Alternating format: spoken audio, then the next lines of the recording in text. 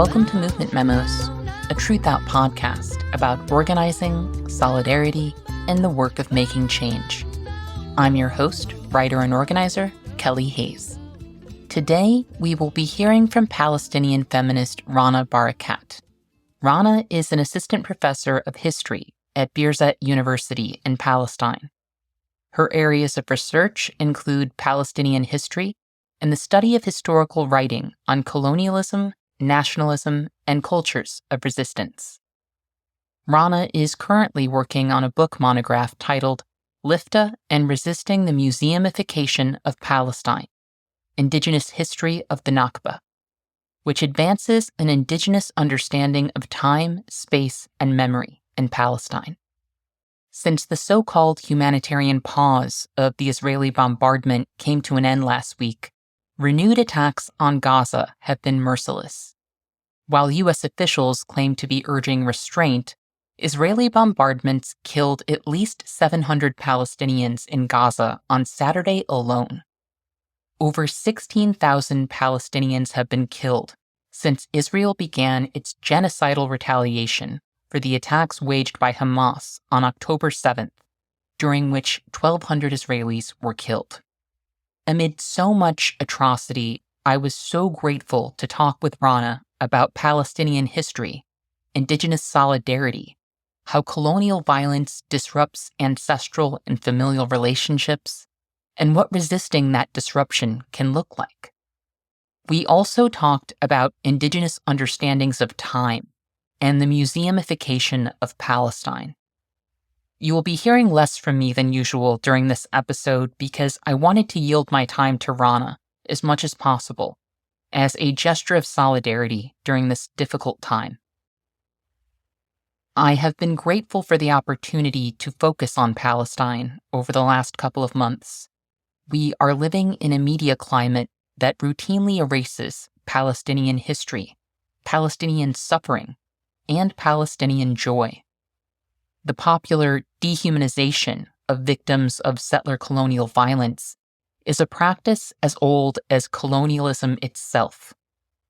I am really grateful to TRUTHOUT for the opportunity to disrupt those narratives.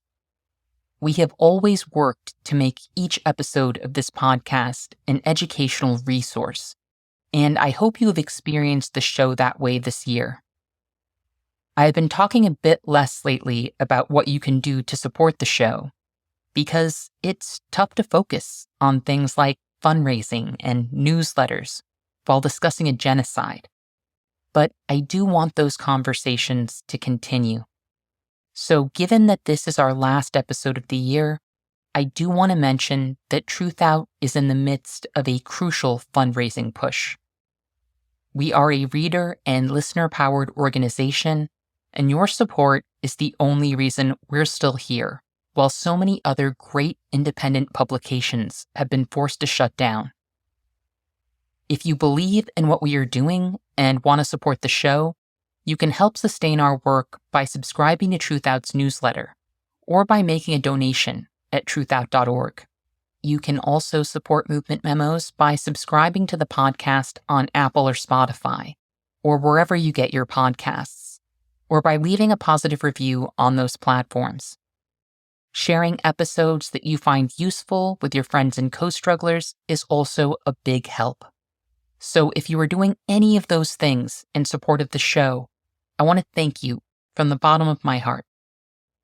And with that, I hope you enjoy the show.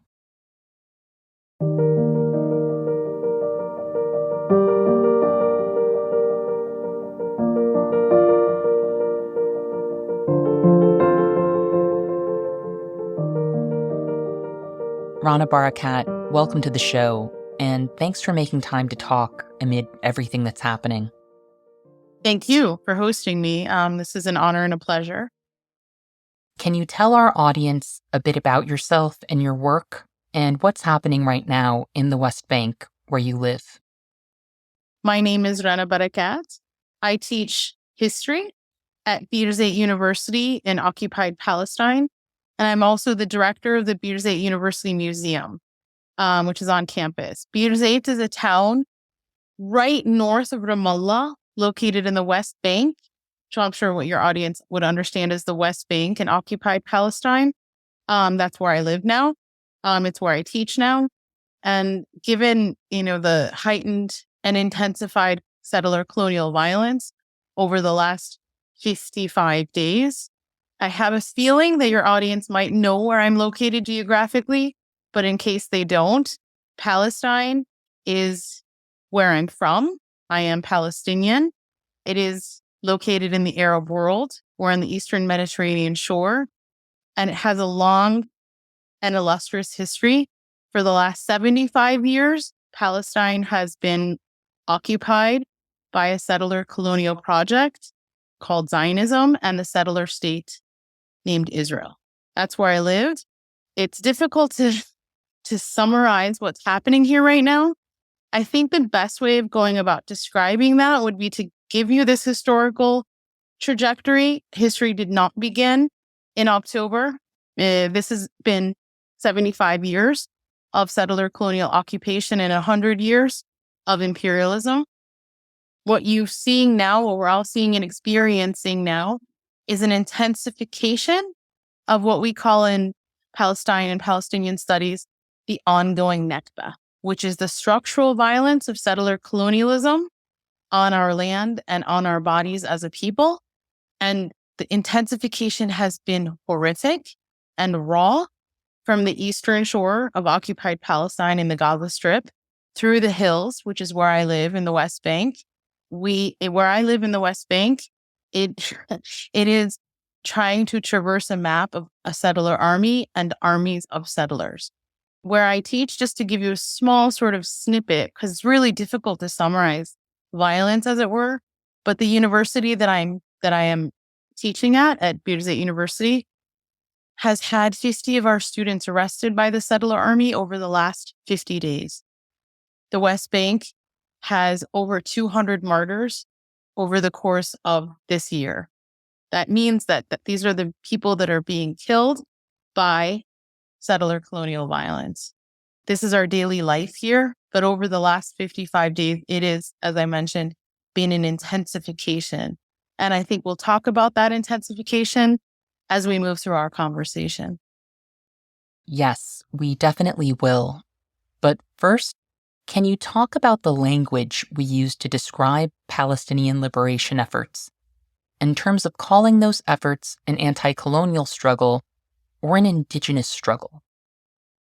This is a really interesting question, and it speaks to sort of the heart of my intellectual work, in particular over the last 5 years. I could share with you over where my own personal trajectory was, and I'll do this later on as well, is that my work can be categorized, if that's the right word, as part of Palestine and Palestinian studies. And that's it's an interesting field because it is what they call in academia interdisciplinary, but it's actually across a political spectrum. And the reason that I moved along this political spectrum as I learned and grew more involved in different movement struggles across our globe. So the description of it as an anti-colonial struggle is actually the history of the movement. The PLO, the Palestine Liberation Organization, came about in the mid-1960s. So if I could give you a timeline really quickly, 1948 was the war of the Nakba that came in 4 phases. I don't need to describe to you those 4 phases, but the result of that war was the implementation, the violent implementation of a settler plan of occupation and expulsion. So it was dispossession and displacement. By the end of 1949 and the end of the actual war itself, more than 3/4 of the Palestinian population that lived in our homeland were expelled violently by the Israeli army. So ours is a history from that moment forth of refugees being displaced and being not considered present, being an absent present on our land, either as second-class citizens or as people under occupation. That moment didn't end in that moment. And this is what we call the ongoing Nakba. As I was saying earlier, it is the ongoing settler colonial violence in Palestine. By the mid 1960s, activists and people had formed into, in the Arab context, in the Arab world, had come together, different parties and political parties come together under the umbrella of the PLO, Palestine Liberation Organization. And by 1968, the PLO had a charter, had membership, and it was a movement. And for all intents and purposes, it represented the political plan and motivation of the Palestinian population, Palestinian people. That 1968 and into the 1970s was and remained this sort of third world revolutionary moment of internationalism. So it was about solidarity with the Palestinian people and solidarity with the cause. Now, as an Indigenous struggle, we also actually, I don't like to think of it as a category or a metric, but because of the nature of the condition in terms of what is settler colonialism, there's a great deal to be shared with other Indigenous peoples across the globe who have survived and challenged and faced the eliminatory and genocidal nature of settler colonialism. There in Palestine, as we see in North America, where you are, oftentimes people say that Zionism is an ideology and Israel as a state is actually an extension of what the United States is, as it was formed as a country, as a nation, and as its republic, but also the methodology of violence by which it came about and which it sustains itself. So in that way, Palestine is also part of the fourth world. I think I hesitate sometimes in calling it Indigenous struggle. And the reason that I hesitate with that is because I don't want it to become an identitarian issue. And within the Palestinian context, this notion of who is indigenous to the land is actually quite interesting historically, because Zionism as an ideology grasps this mythology that where it actually, somebody often, people describe this as occupying the land of Palestine and occupying the religion of Judaism. So in this way, it becomes, I think, a non-productive conversation of who claims indigenous as if it were an identity. This notion of 2,000 years and a return from Jewish exile is deeply, deeply problematic. And that who's on the land is of the land. And that history, be it the history of Judaism, Christianity, and later Islam, is actually the history of the people on the land. And I don't think it's productive. That's my history. That's my people's history. So in this way, I think instead of having a useless discussion about who is indigenous, I think it is much more useful to us to think about indigeneity as a way of being and how we can create these and have these and nurture these kinds of solidarities with other indigenous peoples. And basically what that means is those are the people who are surviving the violence of settler colonialism. And it's not a claim about who owns the land, but rather it's a claim about survival, if that makes sense. Absolutely. And as Indigenous people struggle to survive and sustain our cultural relations to land, relationships are so important. In your work, you talk about the ways that settler colonialism disrupts relationships, such as the familial connection between mothers and daughters. What should people understand about these disruptions, which are an underdiscussed aspect of Palestinian struggle? Thank you for that question. It's actually a really beautiful question, and it's an invitation for me to talk about my work. So I'd like to just bring up, this is such a rich question, and I think we can have hours and months of discussion about it. And I would invite that. I hope that that is something that my work can help generate, can be a part of. So my most recent manuscript, which I should be finishing in the terms of copy editing right now, began as a book about a village in the northwest corridor of Jerusalem named Lifta. Now, this is my maternal line. That is, my mother is from Lifta, but she was born after 1948. So she was born in central Jerusalem. Her mother was actually of the Nakba generation who were forcibly expelled from the village. So my connection to the village is a personal one. And I wanted to explore that as a historian.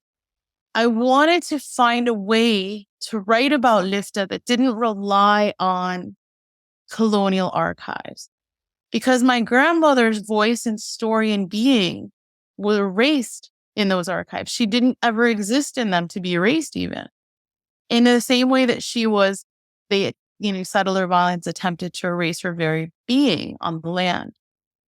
So this was a journey for me. And really what the book has ended up being is me seeking conversations. And these conversations that I sought out in talking to people from Lifta of my grandmother's generation ended up being about mothers and daughters. It was not my intention, although I suppose that one can look back retrospectively and see, well, Rana, you were thinking about your grandmother. So of course that was embedded in it, but it wasn't a conscious intention on my part. And in researching, taking the journey of this book and looking and searching for my grandmother's voice, who I never knew. I was born in Chicago, so I never actually physically knew my grandmother or had a conversation with her. But I took the opportunity or seized it in this book of finding her, seeking her, learning how to listen to her. And I found that the most interesting vehicle by which to do that was through my mother. I didn't expect that. And so the book has ended up really being about mothers and daughters. And then it became a book that wasn't about expulsion, didn't center displacement. It didn't, or I hope it doesn't, only talk about settler violence, although it's difficult not to talk about it. And I think it's a book about a kind of love that I had to learn through this journey, which is the kind of unconditional love that women have for their daughters and daughters have for their mothers. And that kind of helped me understand how belonging works. And it's how I've come to think about belonging. And this is where I do think I've learned a great deal from other Indigenous peoples, because I've borrowed from this idea of, instead of oral history, it's about storytelling. And I learned how to try to embrace that, embrace the imaginative possibilities embedded in that. And that taught me that belonging isn't about a claim of ownership. It's actually about this notion of love and longing. And so I've come to say, and I say this often, I don't claim that Palestine belongs to me. I just know that I belong to Palestine. And that's something that my grandmother's voice taught me through my mother's deeds. The other thing that I would like to mention here is, and I do hope your audience has either seen this or can seek this out in alternative sources of media like yours and like what's offered in the world outside of corporate media, which is over the last 5 days, in the many phases of what is being called a war and what's clearly genocide, there's been a sort of pause. And in this pause, one of the deals that have been made is a release of prisoners, hostages in Gaza, or prisoners in the West Bank. It's really difficult to talk about that because those words don't hold what this violence is. But I'm not going to sit on those words. I'll actually try to just describe the scenes to your listeners. Over the last 4 days, and tonight will be the last in this iteration, we've seen women prisoners and children prisoners, children be released by the Israeli prisoner services and army. These are people that were arrested, often without being charged, children being arrested and held in captivity. Now, the scenes of women, these female prisoners, when they're released, are a kind of a reminder of everything that I sought out and I hope that I found or began to find a way to describe, which is this love that actually describes our kind of belonging to Palestine. So when these female prisoners are released and they run towards their mothers, or when they run towards their children, because many of them themselves are mothers, that kind of indescribable longing, that beautiful kind of coming together and belonging, I think it's beyond words. But I think in a lot of ways, it is how I think about belonging and how I think about Palestine as a place, Palestinians as a people, and Palestine as a cause. It is absolutely beyond words. In contrast to those moments of reunification, which so clearly embody Palestinian hope, joy, and love, we have also seen how the violence inflicted on Palestinians has been buttressed by dehumanization. That dehumanization and the collective guilt that Israeli officials and media figures in the US have ascribed to Palestinians has also led to anti-Palestinian violence in the United States. How should we respond to this dehumanization? That's a tricky question, isn't it? I mean, we definitely need to have an agenda and an action plan. And I think this is where I think we're all in this together, because the kind of violence, the anti-Palestinian violence in the US, it's not new. I mean, the racism of it obviously is not something that's new in the US concept, but it's really important for us to sort of, one, call it what it is, and two, figure out how to be able to survive it.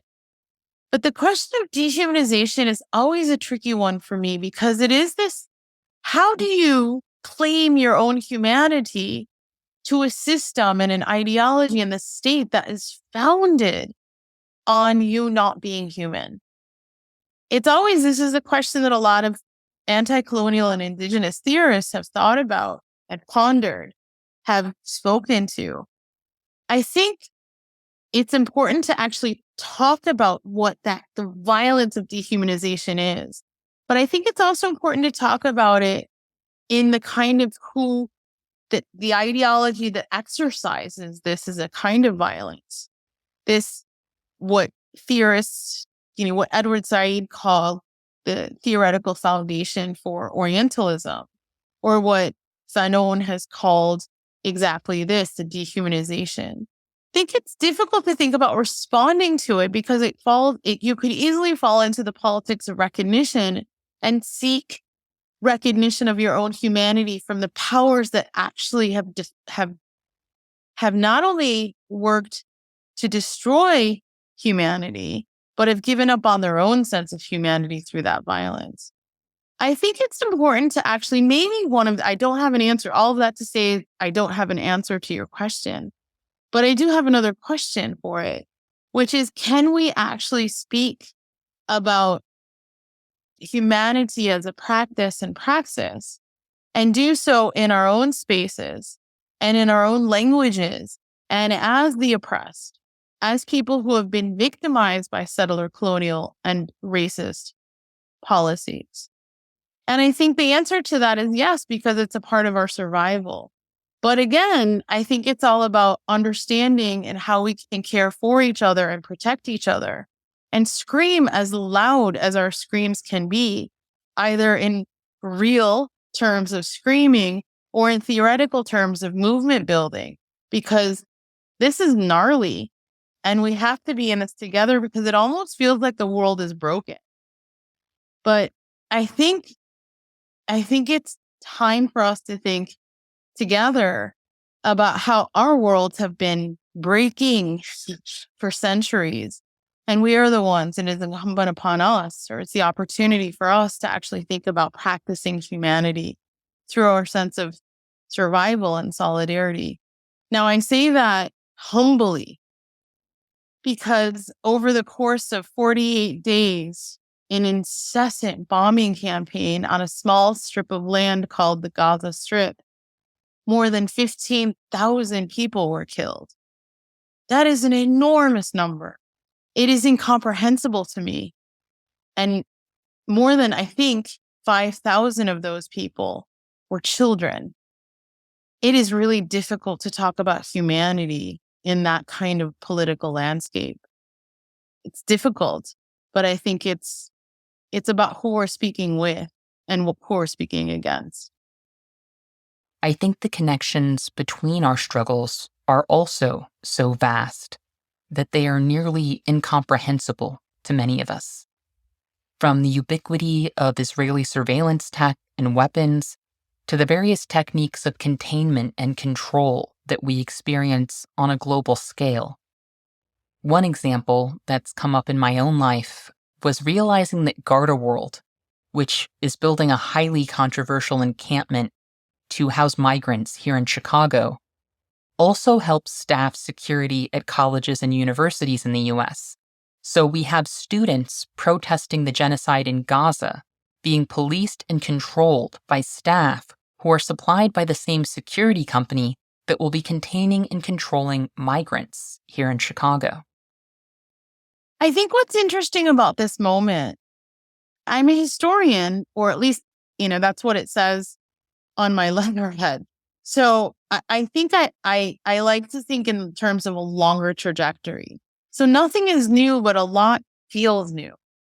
And I think what's different about this particular moment is exactly what you just described, is that we once had to sort of dig to expose these connections, right? And now there's a kind of audacity in the fact that, police forces in the US are being trained by the Israeli army. And they drop propaganda videos about this. The gas bombs that we suffer in the West Bank are the same ones that were used in Ferguson. People often, this is a very personal anecdote, is people often ask me, what was it? How different did it feel to move from Chicago to the West Bank? And people, I think, out of sincerity, think about, well, you live in a war zone now. And I don't think I ever didn't live in a war zone. I think Chicago properly prepared me for what I'm facing here, both in the best sense of how political solidarity works, how we learn how to talk to each other as different communities and work together and be in solidarity with each other and create movements together. And in the worst sense, in the kind of violence, state violence, city violence, and the tactics that are used. And so now it's like these are things that are easier to expose because they're just so nefarious, obvious, and almost omnipresent. And so you can find where we once used to have to sort of dig to make these connections theoretically and then explain them. Now they're just there. And it's incumbent upon us to sort of figure out what to do next. I think those are connections that we need to make and speak against and speak to, speak about, that is. But I also think it's really important for us to make the ideological connections as well. I mean, Israel being an exporter of these kind of tools of violence is the same way that it's an exporter and importer of the ideology that's behind the use of the violence as well. So if we think of how we fight, we're fighting against these tools, but we're also fighting against the mindset that implements these tools. And those connections are actually really important to make. So it's not that difficult for us to figure out why the US government has historically been so staunchly what is described in the US press as pro-Israel. Because there's so many connections between ideologies of governance between the two states that it's not that difficult to see how the implementation and shared sense of technologies of violence are so almost organic to them. Yes. And right now, we are seeing the devastating consequences of that alliance on a historic scale.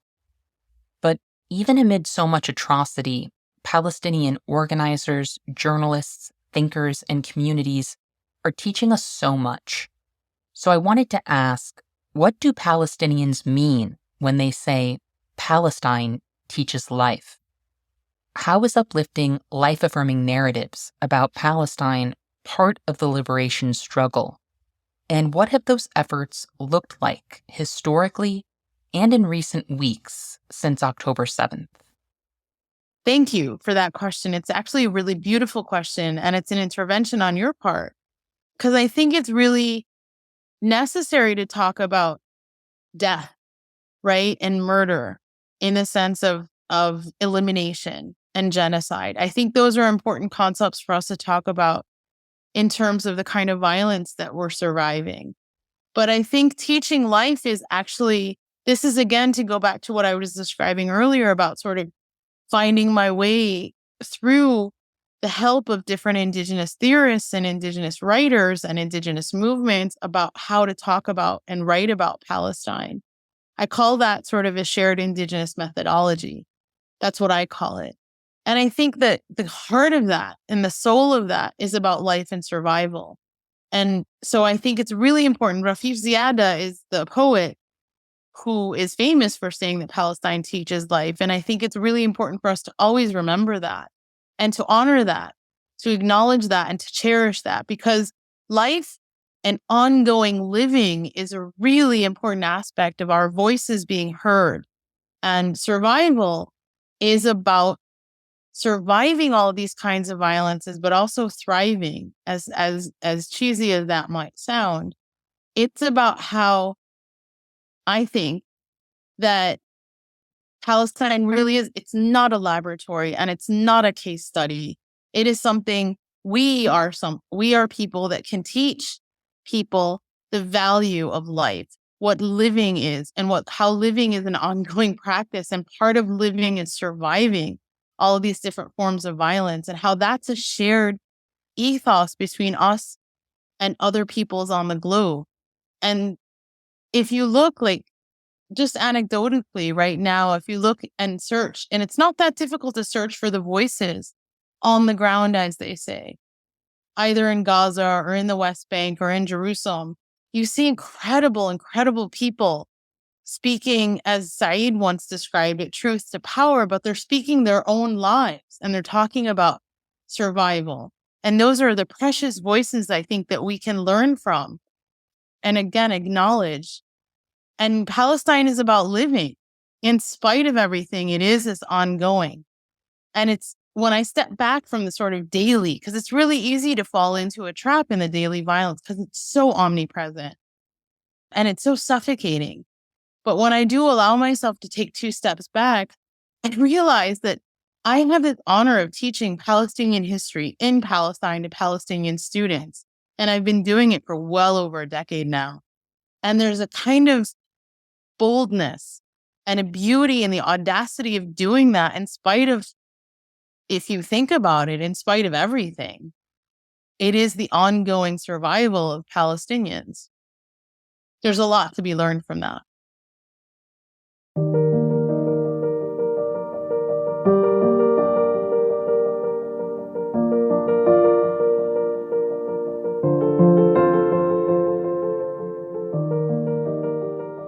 In your work, you talk about the museumification of Palestine. Why do you argue that we must challenge European ideas about time if we really want to grasp the meaning and practice of Palestinian liberation? I'm going to try not to be boring and academic about this, because it is, I think the best way of describing this is thinking about colonialism in the context not only of military occupation and invasion, but also in the kind of epistemic violence of modernity. So, Eurocentric is this notion, is this kind of thread of that violence. And that means the best way that I think I have of describing this is the kind of Columbus dictionary. And it is, what I mean by a Columbus dictionary is that words can have all different kinds of meaning, but in invasion and in Eurocentric invasion of knowledge and knowledge production and knowledge systems, a word can only have one description or one definition, and that's a definition that's not our own. It's one born out of our servitude. And one of those words and concepts is time. And so a lot of theorists coin this or describe this as settler time. Settler time is a kind of timeline of invasion. Settler time is describing what a beginning is in terms of settler invasion. So in the US context, it's really easy. When you and I were students in grade school, perhaps the beginning of time was what they described to us as the American Revolution. Everything else before that was before time. This is what I mean when I use the term museumification in my work, is that if Palestine exists in a settler European mentality, it's something that's pre-time. Jeannie O'Brien, who is an Indigenous theorist and historian, describes this as firsting and lasting. It's this notion of imposing a kind of timeline on how we think about existence, basically, and our own written out of it. And that's another kind of violence. And it's actually really violent, because it goes back to the question of dehumanization that you were asking earlier, is that within that kind of structure of knowledge, we actually don't have a place. It's actually the very construction of that structure of knowledge is about our displacement and dispossession. And so I think that's the best I sort of, I hope, coherent way of describing how those of us who work on colonialism, different forms of colonialism as ideologies and as invasion, sort of think about how it also invades the mind and our conceptual way of thinking. Thank you for that. I know I have learned a lot from my Menominee elders in my own community about how we should think about time, and I think those are important interventions. On that note, I wanted to ask, what have you learned from Indigenous people and movements in the U.S. in your work for Palestinian freedom? A lot. I think one of the things to sort of dovetail onto the previous question is that on October 7th and thereafter, every time I'm not geographically based in the US right now, so I haven't had the same kind of experience with the political landscape of there. But a lot of people were sort of forced to explain to everybody that history didn't begin on October 7th. And that goes back to that previous question that you just asked, is that we're always being put in a place of having to respond to the violence that's enacted against our bodies and our beings and our peoplehood. And I think it's really useful for me and for myself and in my teaching to work to de-exceptionalize Palestine in that way, because we're not the only people who struggle and survive that. And there's a power to be found in finding and nurturing connections with other peoples and their voices and their movements. And that's how I think one of the parts of the pathways towards freedom and being free is finding and nurturing connections with other peoples. So in the land back movement, for example, it speaks directly to the Palestinian condition about return. There is a conversation within our own culture in Arabic and and the title of my book is Ongoing Return, for example. And it's this notion of sort of, we share this. Land back as a movement is something that I think as Palestinians, we can be a part of and support, with the knowledge that every peoples have a very specific context in which their movements work and are needed, what they need to do in this process of being and getting free. But finding connections, land back and return, for example, are great ways of nurturing conversation amongst people. And one of the things I think I've learned from Indigenous struggles and the Black struggle in the US is that solidarity isn't, it's not a rhetoric. If it becomes that, it's a problem, but it's actually a political iteration of love. And the love that I was talking about earlier and belonging is also a shared love. And I've come to learn that solidarity is about, love. and loving each other and finding ways to actually express that love through political connections. I love the idea of solidarity as love and finding ways to express that love through political connections.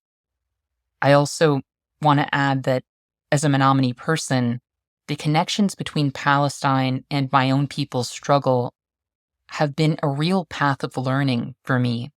So I really appreciate your thoughts on that. That's beautiful. And it's almost organic, isn't it? Because there's something really shared, right? Absolutely. Yeah. In our last episode, I was talking to Morningstar Ghali and Ashley Crystal Rojas about their work as Native organizers in solidarity with Palestine. Morningstar talked about the annual sunrise ceremony that she coordinates on Alcatraz Island each year to commemorate the Alcatraz Red Power movement's occupation of the island. And she noted that Palestinians have had a long-standing presence in that ceremony. There is a mutual recognition of shared struggle among many Native people and Palestinians, and I think it's important to help other people understand that, because there are a lot of lessons embedded in the relationality between our peoples. Exactly. And it's what's shared amongst us, and this is something that I've tried to really work hard in my pedagogical practice, is that there is something shared in terms of enduring settler violence. And that is true, right? But there's also something shared in our endurance in and of itself. And I don't want to say regardless of settler violence, but I want to say that the relationality, the word that you just used, relationality, is how we can nurture these not only conversations, but movements, because it is that spirit of my oppression isn't mine alone. My people's oppression isn't mine alone. And that kind of shared refusal of oppression is the heart of that relationality. So you see a lot of Indigenous movements and Indigenous scholars speaking about this. And it's almost like, it's like a learning curve. We're always constantly learning from each other. And like I mentioned about land back, it helped me focus and think about return in more inclusive and wider and deeper ways. So it's also really about learning about ourselves through learning with each other. In May, I had the opportunity to learn from two Palestinian organizers and a Palestinian journalist when we were recording an episode that marked the 75th anniversary of the Nakba. During that episode, Shalal Abu Qadir told me, "There is an intense chemistry between grief and hope. It's a sad situation, but it's good to be hopeful. It's what we all need. Despair is the enemy. We cannot fall for this trap. Despair and desperation. That's what they want us to live through. We want to be hopeful. We want to give love, and we want to do all we can for our people and for our communities. That's what drives most of us here in Palestine." Do you have any thoughts on that chemistry between grief and hope, and what it means to give love in this moment? You're speaking to somebody who's been thinking about love for some time now, as I mentioned earlier. And I'll explain to you how I got to love. It was actually through anger and rage. I'm infuriated. I'm so full of rage because of the utter depravity of this oppression. But I think love is what holds both hope and gives space for grief.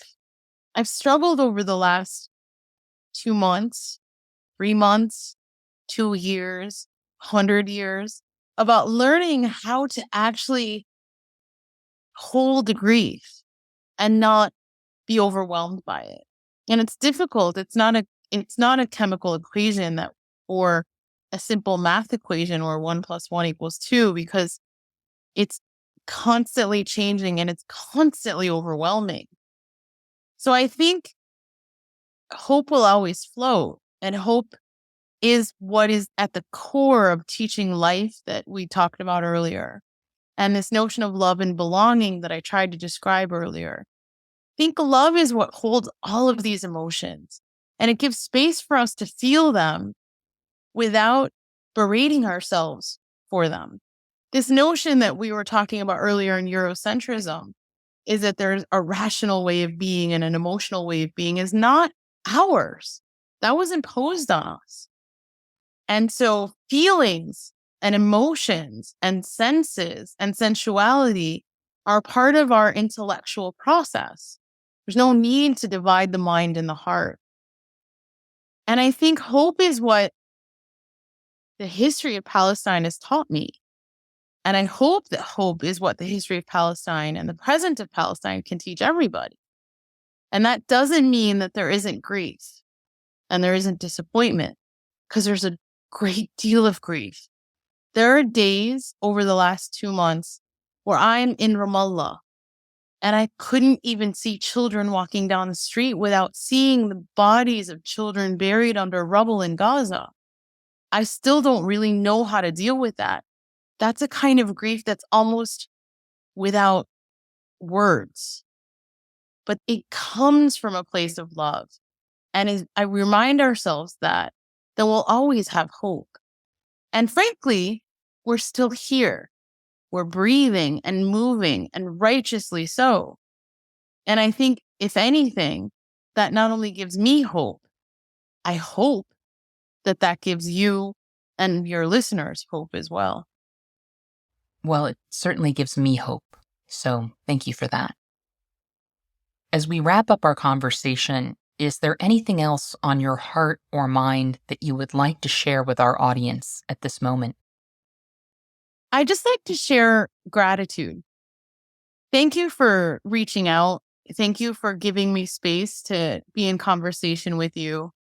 Thank you for seeking Palestinian stories in a time where they seem to be not only silenced, but not allowed.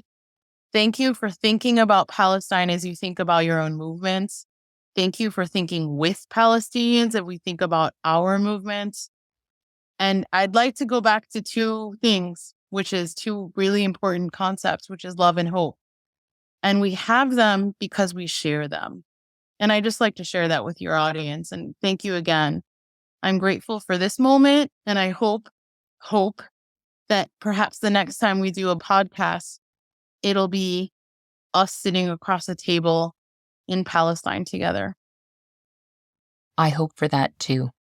And thank you so much for sharing your knowledge and your wisdom with us. I know I've gotten a lot out of it, and I think that our listeners will too.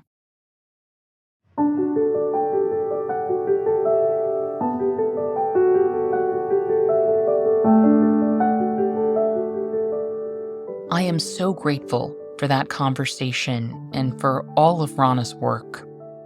The Palestinian struggle is one that has galvanized so many of us in recent days, and our solidarity gives me hope, even in the face of unthinkable violence. Palestinian communities have long shown us what it means to teach life amid the rubble, and I am sure those lessons will continue. I hope that we all continue to resist the normalization of genocide, and that we do everything in our power to disrupt the lives, business, and profits of those responsible for these horrors.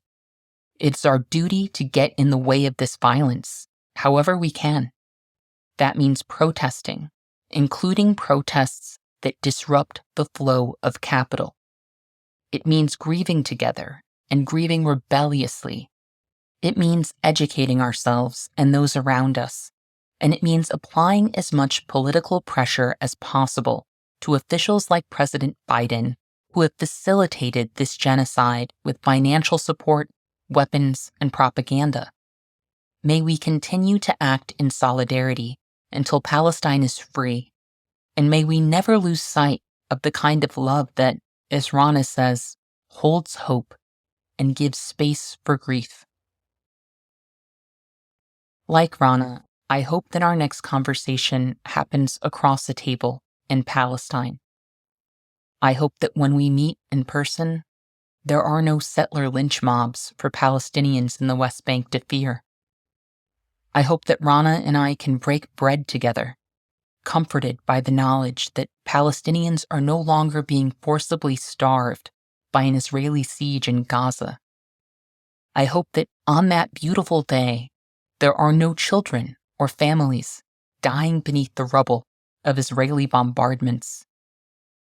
I hope that when all of this happens, that all of our peoples are a bit closer to getting free. Hope is a daily practice for me, and it is grounded in action. So I hope you will continue to join me in whatever acts of love and defiance can bring us closer to such days. I believe we can get there because I can see it. And in my heart, I can feel it.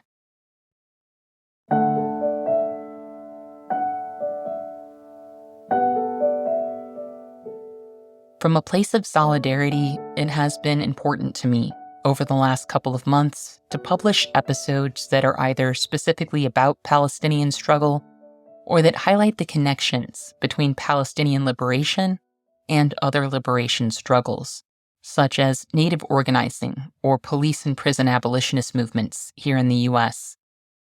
I want to thank our guests who have been patient and supportive as their episodes have been bumped forward in time to accommodate discussions about Palestine. Our listeners will be hearing those conversations in the new year, along with some updated material. In 2024, we will also continue circling back to big tech and how our movements can challenge mass surveillance and data-driven forms of oppression. We will also be talking about municipalism, the commodification of care, the impact of popular science fiction on liberation movements, and so much more. I always learn a lot as we work to develop these episodes, and I am eager to continue to think alongside you all. I will be taking time off over the next few weeks to tend to my health and my family, and I hope that you are also getting the time and care you need amid so much struggle. It can feel selfish to think of ourselves and our own needs when others are being deprived of the very means of survival. But your well-being matters too, and we are all needed on so many fronts of struggle. That means the rest and care you need to be well are part of staying in the struggle. So for your sake and for all our sakes, please take care of yourselves and each other. I am so grateful to all of our wonderful guests who I believe have made this our best year yet on Movement Memos. I have learned so much from these folks, and I look forward to learning more from them in the new year. I am also deeply grateful to our TRUTHOUT team, whose editing, artwork, sound work, and thought partnership make all of this possible. TRUTHOUT is a really special publication, and I am so lucky to create and think alongside such great people. I also want to thank our listeners for joining us today. And remember, our best defense against cynicism is to do good and to remember that the good we do matters. Until next time, I'll see you in the streets.